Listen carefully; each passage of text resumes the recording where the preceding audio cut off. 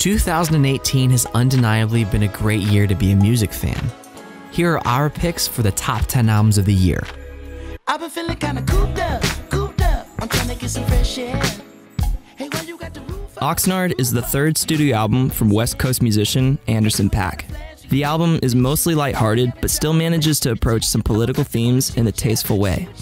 Paak's charisma is palpable throughout the entire album as he blends West Coast hip-hop with funk and soul. Cheers! They say there's nothing you can do about it. Can't say that I'm new to sorrow. Wishing I could take your problems, trade them for a little more time, but you carry you out the bottom. The way to the With 4 albums under his belt as his moniker Father John Misty, Josh Tillman embarks on his most personal effort yet with God's Favorite Customer. The anthemic, introspective lyricism and endearing performances pave way for a new sense of vulnerability in Tillman's writing. The witty, stripped-back execution reminiscent of 2015's I Love You Honey Bear is a welcome change in contrast to his densely packed previous studio effort, Pure Comedy. God's Favorite Customer is one of this year's most charismatic singer-songwriter releases, and is certainly a standout project in Tillman's discography.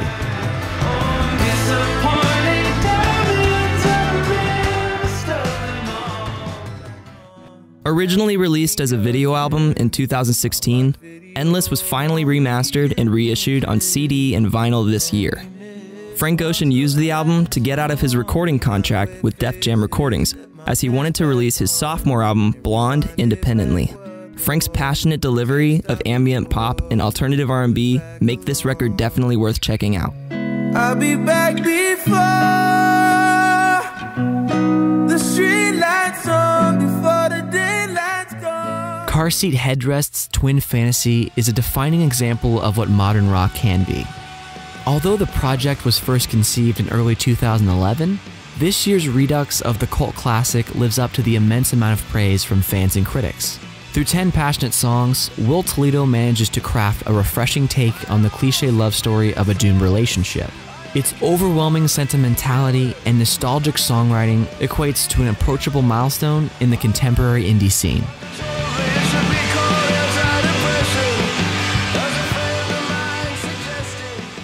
Beach House produced their most creative and unique album ever this year. I wasn't expecting much going into this one, but after a few listens, it really clicked with me. 7 is ethereal and hypnotic, so much so that at times you can almost feel yourself rising and falling with the psychedelic atmosphere that runs throughout the album.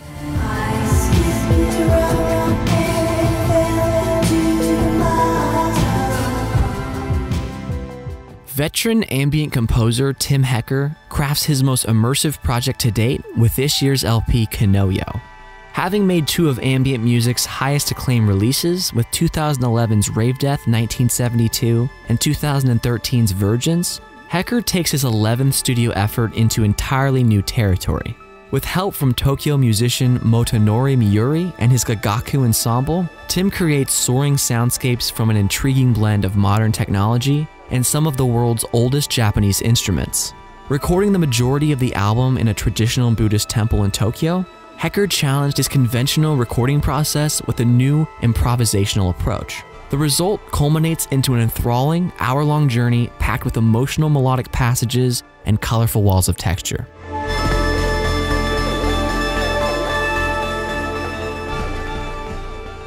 Singularity is the 5th studio album from electronic producer John Hopkins.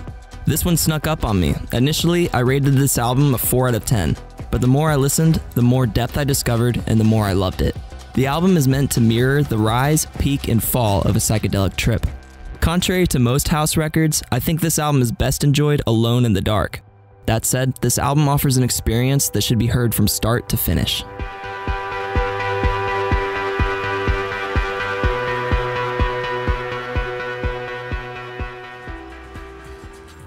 Drawing heavy inspiration from 90s hypnagogic pop, chillwave, and shoegaze, rising underground artist George Clanton delivers a refreshing melting pot of genre on his sophomore LP Slide.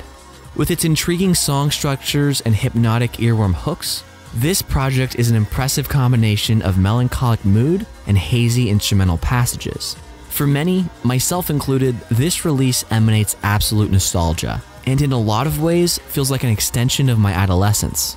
For me, Slide is without a doubt a standout release from this year, and serves as a shining example of what the next generation of songwriters have in store for us.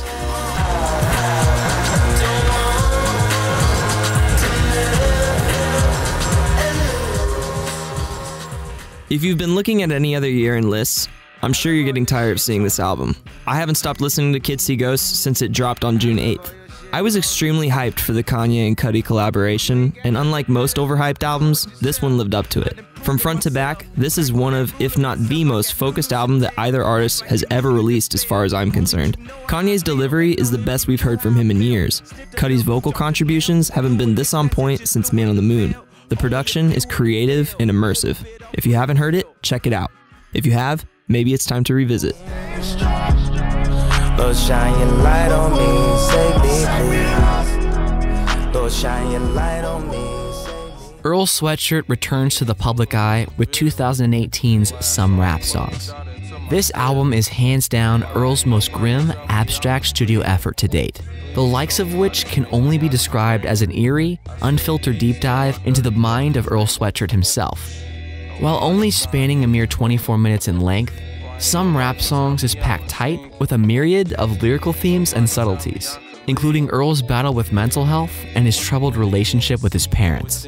The brilliance in Some Rap Songs can be found in its simplification of some of the darkest parts of the human psyche, and use of production as a way to communicate unfiltered emotion. This album is without a doubt Earl's most ambitious project to date, and will likely be celebrated for years to come as one of hip-hop's most vulnerable releases. Here are some of our honorable mentions. Little Dark Age by MGMT.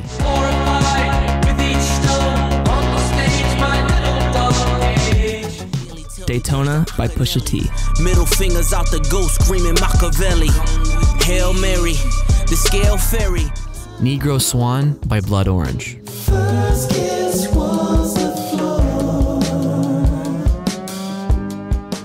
Astroworld by Travis Scott.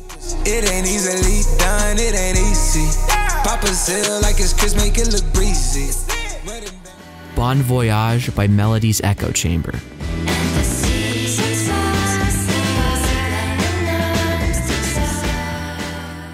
An Empty Hotel by Nick Kozik.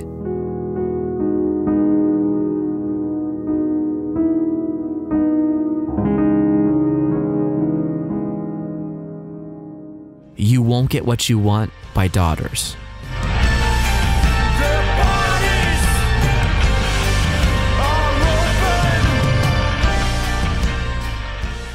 Yay by Kanye West.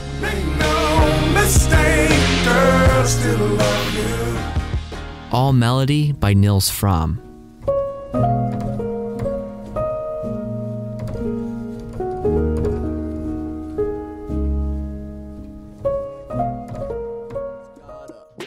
Veteran by JPEGMAFIA.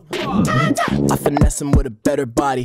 Fresh prints, no prints on a severed shotty. Kill Trump, do him like Floyd did Gotti. What was your favorite album of 2018? Did any of your picks make our list? Let us know in the comments below. Thank you so much to our patrons who help make content like this possible. If you like this video, please give us a thumbs up and subscribe for more music-related content.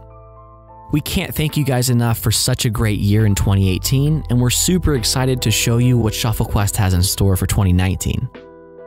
If you'd like to support the channel further, please consider becoming a patron. And as always, thanks for watching.